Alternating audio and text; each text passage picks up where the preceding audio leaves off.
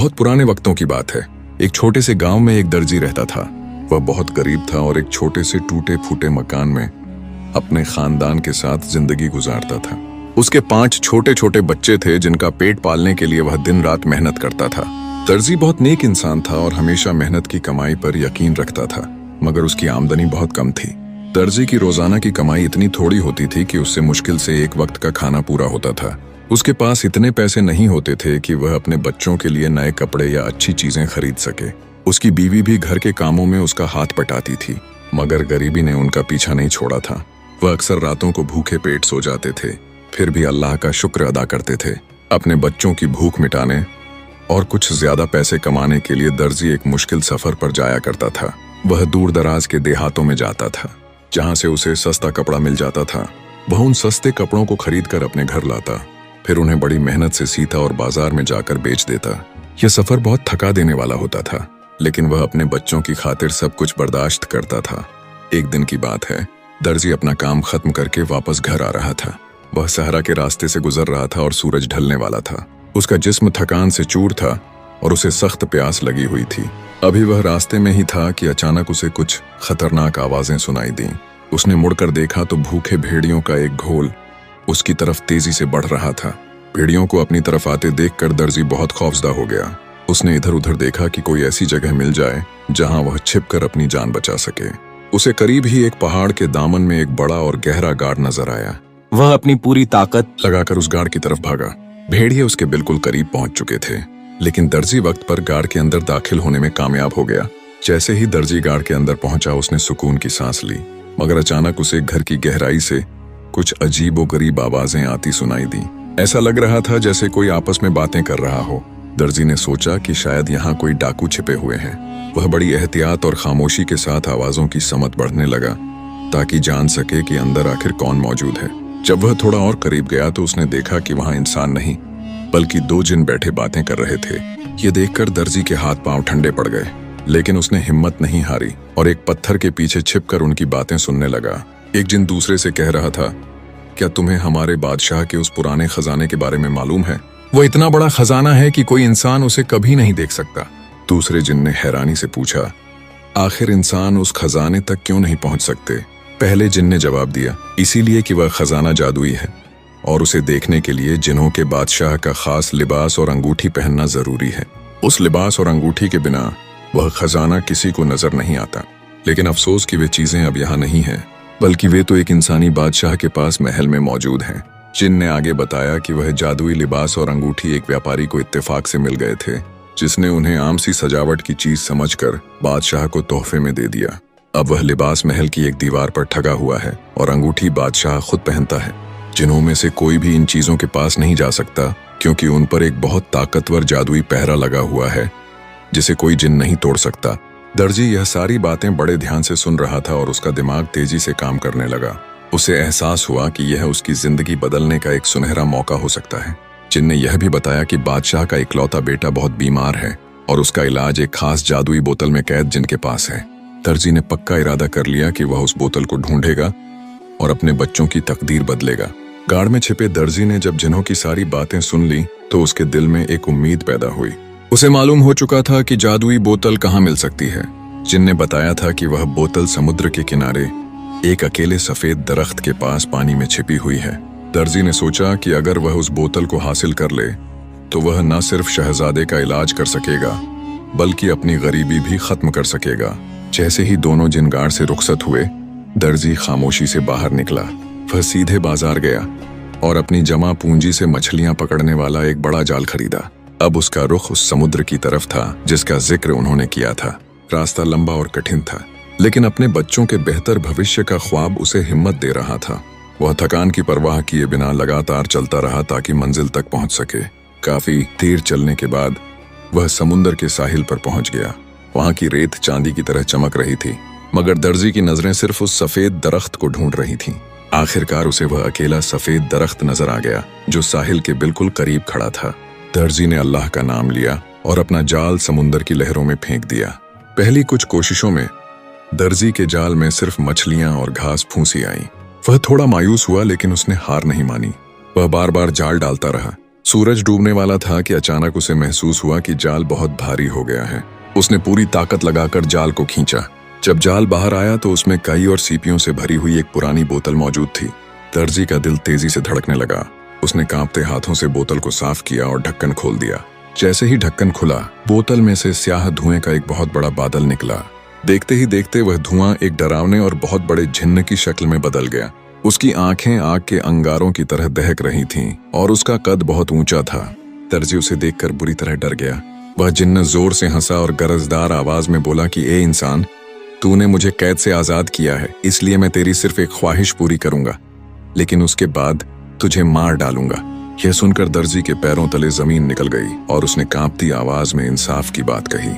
जिन्न ने गुस्से में बताया कि उसे नाफरमानी की वजह से इस बोतल में कैद किया था और उसने कसम खाई थी कि जो भी उसे आजाद करेगा वह उसे मार देगा। दर्जी ने समझ लिया कि वह बड़ी मुसीबत में फंस गया, मगर उसने अपनी अक्ल से काम लेने का फैसला किया। दर्जी ने हिम्मत करके कहा कि अगर मौत लिखी है तो वह तैयार है, मगर उसकी आखिरी ख्वाहिश है कि जिन्न समुंदर की गहराई से वह सुनहरी बोतल ले आए जिसमें बादशाह के बीमार बेटे की दवा है। जिन्न ने कहा कि यह उसके लिए आसान काम है और वह अभी लेकर आता है। पलक झपकते ही जिन्न समुंदर में गायब हो गया और थोड़ी देर में सुनहरी बोतल लेकर लौट आया। दर्जी ने चालाकी से कहा कि वह यकीन नहीं कर सकता कि इतना बड़ा जिन्न इस छोटी सी बोतल में समा सकता है। जिन्न को अपनी ताकत पर घमंड था। वह फौरन धुएं में बदला और बोतल में चला गया। दर्जी ने तुरंत ढक्कन बंद कर दिया और जिन्न फिर से कैद हो गया। जब दर्जी ने चालाकी से उस खतरनाक जिन्न को दोबारा बोतल में बंद कर दिया तो उसने एक लंबी और सुकून भरी सांस ली। जिन्न बोतल के अंदर से गुस्से में चिल्ला रहा था और बाहर निकलने की मिन्नतें कर रहा था, मगर दर्जी अब उसकी बातों में आने वाला नहीं था। उसने सोचा कि ऐसे जालिम और शरारती जिन्न का आजाद रहना सबके लिए खतरनाक है, इसलिए उसने बोतल को उठाया और पूरी ताकत से समुंदर के गहरे पानी में फेंक दिया। अब दर्जी के पास वह सुनहरी बोतल थी जिसमें शहजादे की बीमारी का जादुई इलाज मौजूद था। उसने अल्लाह का शुक्र अदा किया और तेजी से बादशाह के शहर की तरफ रवाना हो गया। उसके दिल में नई उम्मीद और हिम्मत पैदा हो चुकी थी। वह जानता था कि अगर शहजादा ठीक हो गया तो उसकी सारी गरीबी हमेशा के लिए खत्म हो सकती है। कई घंटों के सफर के बाद दर्जी शहर के बड़े और आलीशान किले के दरवाजे पर पहुंचा। वहां मौजूद सिपाहियों ने उसे रोक लिया और आने की वजह पूछी। दर्जी ने पूरे यकीन के साथ कहा कि वह एक गरीब दर्जी है, लेकिन बादशाह के बीमार बेटे के लिए शिफा लेकर आया है। पहले तो सिपाही हंसे, मगर उसके यकीन को देखकर उसे अंदर ले गए। जब दर्जी दरबार में पहुंचा तो सोने और कीमती पत्थरों की चमक देखकर उसकी आंखें खुली रह गईं। बादशाह अपने तख्त पर उदास बैठा था। उसने दर्जी से कहा कि बड़े बड़े हकीम नाकाम हो चुके हैं, फिर एक मामूली दर्जी यह काम कैसे कर सकता है? यह सब नामुमकिन लगता है। दर्जी ने अदब से सिर झुकाया और कहा कि जिंदगी और मौत अल्लाह के हाथ में है, वह तो सिर्फ एक जरिया है। उसके पास एक खास दवा है जिससे शहजादा ठीक हो सकता है। बादशाह ने थोड़ी देर सोचकर शर्त रखी कि अगर बेटा ठीक हुआ तो इनाम मिलेगा और अगर नाकाम रहा तो सजा मौत होगी। दर्जी ने यह सख्त शर्त कबूल कर ली। बादशाह उसे शहजादे के कमरे में ले गया। शहजादा बिस्तर पर बेजान पड़ा था। दर्जी ने सबको बाहर भेजा, दरवाजा बंद किया और सुनहरी बोतल से जादुई पानी निकालकर आहिस्ता आहिस्ता शहजादे के जिस्म पर लगाने लगा। जैसे ही वह पानी जिस्म से लगा, एक करिश्मा हो गया। शहजादे के बदन में हरकत आने लगी और उसका पीला चेहरा फिर से ताजा हो गया। कुछ ही पलों में उसने आंखें खोल दी और उठकर बैठ गया। वह पूरी तरह ठीक हो चुका था। दर्जी ने दरवाजा खोला और बादशाह को अंदर बुलाया। अपने बेटे को सेहतमंद देखकर बादशाह की खुशी का कोई ठिकाना न रहा। उसने बेटे को गले लगाया और दर्जी से कहा कि आज वह जो चाहे मांग सकता है, आधी सल्तनत भी दे सकता है। दर्जी ने दीवार पर टंगे पुराने कपड़े और बादशाह की उंगली में मौजूद अंगूठी की तरफ इशारा किया और कहा कि उसे बस वही चाहिए।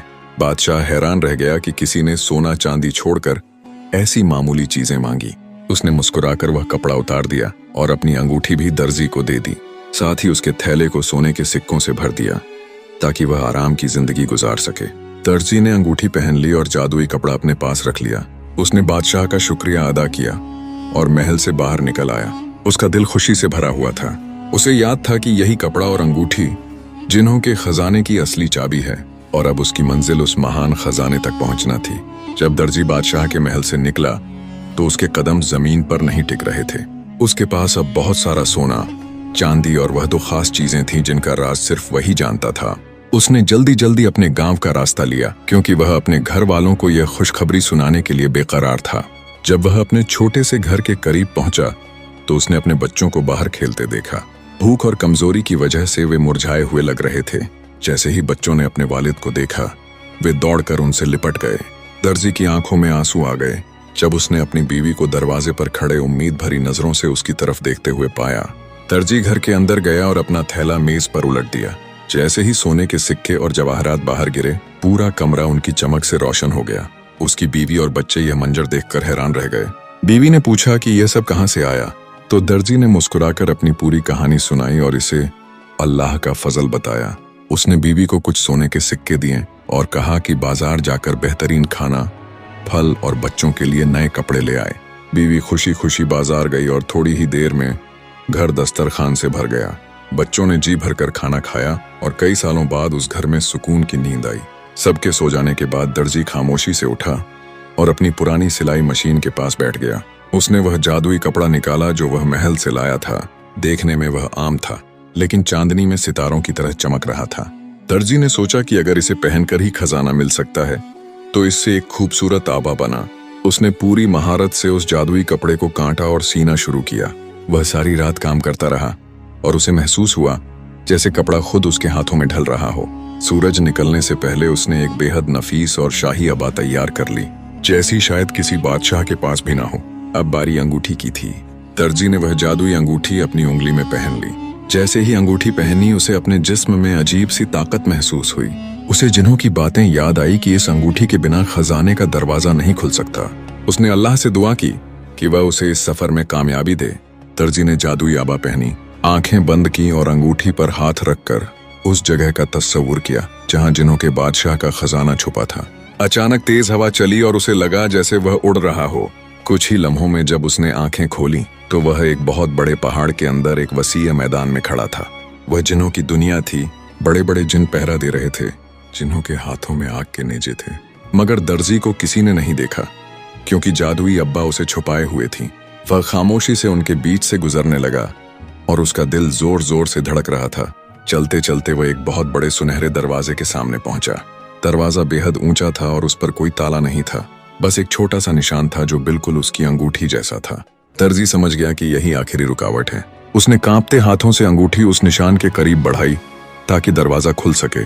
जैसे ही दर्जी ने अपनी अंगूठी उस बड़े सुनहरे दरवाजे के निशान से छुआ, एक बहुत तेज आसमानी रोशनी फूटी। भारी और अजीम दरवाजा बिना किसी आवाज के आहिस्ता आहिस्ता खुलने लगा। दर्जी के सामने हीरों और जवाहरात से बना हुआ एक रास्ता दिखाई देने लगा। उसने गहरी सांस ली, अल्लाह का नाम लिया और आगे कदम बढ़ाया, क्योंकि वह जानता था कि हर कदम उसे एक नई दुनिया की तरफ ले जा रहा है। जैसे ही वह अंदर दाखिल हुआ, उसने देखा कि वहां बड़े बड़े कदावर जिन्नात खड़े हैं। उनकी आंखें जलते हुए कोयलों की तरह सुर्ख थीं और उनके जिस्म पहाड़ों जैसे मजबूत और डरावने थे। वे सब पहरे पर थे और किसी अजनबी को अंदर आने की इजाजत नहीं थी। दर्जी एक लम्हे को ठिठक गया, मगर उसे याद आया कि जादुई अबा उसे सबकी नजरों से छुपाए हुए हैं। दर्जी ने हिम्मत बांधी और उन खौफनाक पहरेदारों के बिल्कुल करीब से गुजरने लगा, जिन्हें उसे देख नहीं पा रहे थे, लेकिन वह उनकी सांसों की गर्मी महसूस कर सकता था। दिल जोर जोर से धड़क रहा था, फिर भी वह खामोशी से चलता रहा और उस बड़े हाल के आखिर तक पहुंच गया। वहां उसके सामने एक और दरवाजा था जो पहले वाले से छोटा था, लेकिन बहुत ज्यादा खूबसूरत और रबदार था। उस पर किसी कदीम जुबान में कुछ लिखा हुआ था। उस दरवाजे के सामने एक बहुत बूढ़ा जिन बैठा था, जिसका चेहरा नूर से भरा हुआ था और दाढ़ी बर्फ की तरह सफेद थी। उस बूढ़े जिन की आंखों में गुस्सा नहीं बल्कि अजीब सा सुकून और दानाई थी। दर्जी को महसूस हुआ कि यह आम जिन नहीं बल्कि कोई बहुत बड़ा हाकिम या हकीम है। जैसे ही दर्जी रुका, बूढ़े जिन ने आंखें खोली और सीधे उसकी तरफ देखने लगा। दर्जी हैरान रह गया कि जादुई अब्बा के बावजूद वह उसे कैसे देख पा रहा है। बूढ़ा जिन मुस्कुराया और गहरी आवाज में बोला कि यह अब दूसरों की नजरों से तो छुपा सकती है, मगर उसकी बसीरत से नहीं। उसने कहा कि उसे मालूम है दर्जी कौन है और यहाँ क्यों आया है, इसलिए डरने की जरूरत नहीं। दर्जी ने अदब से सलाम किया। बूढ़े जिन ने बताया कि वह इस खजाने का निगाहान और जिन्हों का कदीम हकीम है। उसने कहा कि हजारों सालों में पहली बार कोई इंसान यहाँ तक पहुंचा है और यह उसकी अक्ल, सब्र और नेक नीयत की वजह से मुमकिन हुआ है। हकीम जिन ने समझाया कि खजाना हासिल करना बड़ी बात नहीं, असल बात उसे संभालना है। दौलत इंसान को बदल देती है, वह चाहे तो इंसान को नेक और सखी बना दे या जालिम और मगरूर। आज दर्जी को तय करना है कि वह कौन सा रास्ता चुनेगा। दर्जी ने आजादी से कहा कि उसने गरीबी और भूख को बहुत करीब से देखा है। वह दौलत सिर्फ इसलिए चाहता है ताकि अपने बच्चों को बेहतर जिंदगी दे सके और उन लोगों की मदद कर सके जो उसी की तरह मजबूर हैं। उसे लालच नहीं, बस सुकून चाहिए। बूढ़ा जिन उसकी बात सुनकर खुश हुआ और बोला कि जो शख्स शुक्र करता है अल्लाह उसे और देता है। उसने हाथ उठाया और दरवाजा खुद ब खुद खुल गया। दर्जी ने अल्लाह का शुक्र अदा किया और अंदर कदम रखा, जहां सोने के पहाड़, हीरों की नदियां और अनगिनत कीमती पत्थर उसकी आंखों को चकाचौंध कर रहे थे। जब दर्जी उस अजीम और शानदार कमरे के अंदर पहुंचा तो उसे अपनी आंखों पर यकीन नहीं आया। हर तरफ सोना ही सोना बिखरा हुआ था। बड़े बड़े बर्तनों में सुर्ख याकूत और सब्ज झुमरुद भरे थे जो सितारों की तरह चमक रहे थे। दर्जी ने जिंदगी में कभी ऐसा मंजर नहीं देखा था और वह कुछ देर खामोश खड़ा अल्लाह की कदरत का करिश्मा देखता रहा। उसे बूढ़े जिन की नसीहत याद थी। उसने दिल में सोचा कि उसे उतना ही खजाना लेना चाहिए जितना वह आसानी से उठा सके। उसने अपना पुराना थैला निकाला और बहुत इत्मीनान से उसमें सोने के सिक्के और कुछ कीमती जवाहरात रखने लगा। उसके दिल में जरा भी लालच नहीं था कि सब कुछ समेट ले। जब थैला भर गया तो उसने बाहर निकलने का फैसला किया। जैसे ही वह पलटा उसे लगा मानो जवाहरात उसे पुकार रहे हों, मगर उसने नजरें झुका लीं और सीधा बूढ़े जिन के पास पहुंच गया। हकीम जिन उसे देखकर मुस्कुराया और बोला कि तुम सच में नेक इंसान हो। बहुत से लोग यहाँ आकर लालच में अपनी जान गंवा देते हैं। बूढ़े जिन ने उसे दुआ दी और कहा कि उसकी नीयत साफ है, इसलिए यह दौलत उसके लिए बरकत बनेगी। उसने कहा कि अब अंगूठी पर हाथ रखो और अपने घर का तस्वुर करो। दर्जी ने आंखें बंद की और अपने बच्चों के चेहरे याद किए। उसे एक पल के लिए चक्कर सा आया और फिर सब कुछ थम गया। जब उसने आंखें खोली तो वह अपने उसी पुराने छोटे से घर में था। उसकी बीवी और बच्चे सामने सो रहे थे। दर्जी ने सजदा करके अल्लाह का शुक्र अदा किया और फिर भारी थैले को एक महफूज जगह पर रख दिया। अब उसके पास इतनी दौलत थी कि वह अपने पूरे शहर की गरीबी दूर कर सकता था। अगली सुबह दर्जी ने अपने लिए और बच्चों के लिए एक बड़ा और खूबसूरत महल बनवाने का इरादा किया। उसने बेहतरीन बीमारों और कारीगरों को बुलाया और थोड़े ही वक्त में एक आलीशान महल तैयार हो गया। उसके बागों में रंग बिरंगे फूल और मीठे फलों के दरख्त थे और दर्जी की जिंदगी पूरी तरह बदल चुकी थी। महल में रहने के बाद उसने सबसे पहला काम यह किया कि एक बहुत बड़ा दस्तरखान लगवाया। उसने ऐलान कर दिया कि शहर का कोई गरीब या मुसाफिर भूखा नहीं रहेगा। वह रोज सैकड़ों लोगों को खाना खिलाता और उनकी मदद करता। लोग उसकी सखावत की मिसालें देने लगे। उसने कभी अपने पुराने दिन नहीं भुलाए और अक्सर अपनी पुरानी सिलाई मशीन देखकर बच्चों को मेहनत और अल्लाह पर भरोसे का सबक देता था। जब उसकी शोहरत फिर से बादशाह तक पहुंची तो बादशाह ने उसे दरबार में बुलाया और मुल्क का सबसे मुअज्जिज शहरी होने का खिताब दिया।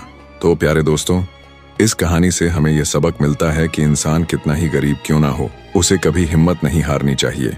मेहनत, ज़हनियत और अल्लाह पर कामिल भरोसा ही वे कुंजियां हैं जो कामयाबी के बंद दरवाजे खोल देती हैं। अगर कहानी अच्छी लगी हो तो लाइक जरूर करना और एक प्यारा सा कमेंट भी छोड़ देना। इंशाअल्लाह फिर मिलेंगे एक नई कहानी के साथ। तब तक के लिए अल्लाह हाफिज।